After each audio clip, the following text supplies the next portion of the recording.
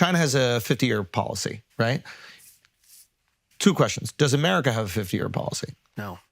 Oh, my So God. America has been, you're saying, for the last few hundred years, been curating its policy 4 years or 8 years at a time? Correct. Oh, my God. I mean, it's mind-boggling that we've even been able to It's very compete. impressive that we got this far. And then what does that speak to? Does that speak to the power of capitalism or democracy? Like, it is unbelievable that we've been able to compete at the highest level with a new dude in charge every 4 years. You have to think back to the intentions of the Founding Fathers. What the Founding Fathers put in place was brilliant.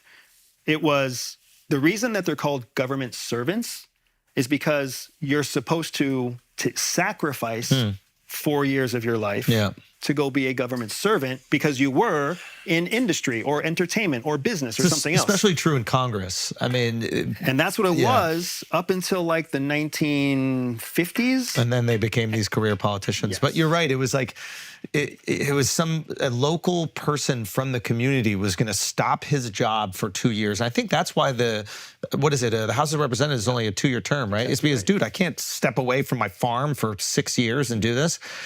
Yeah, and now that idea is completely gone to the wayside. Now we have congressmen in place for 13 years, 18 years, 24 years. Yeah. And who sets the term limits for Congress?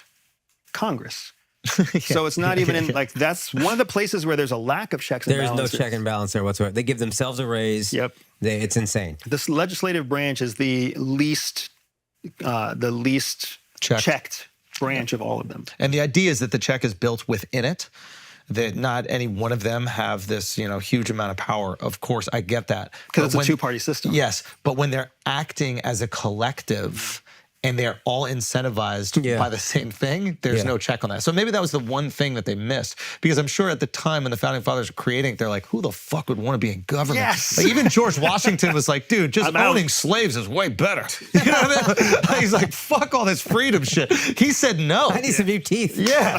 So it's like, yeah, oh, wow, that's so interesting. They couldn't fathom that people in a free world would want to govern. Right. So they didn't even put the check into it. Because it was always supposed to be a position for the most experienced, most elite, people with the most to lose. Because, again, that's a fucking great point, too. If you had nothing, if you were not a landowner, you couldn't even run for office. Which sounds incredibly unfair, but understand it was supposed to be representative. So the people that were most affected by these laws were the people that did own land. Right.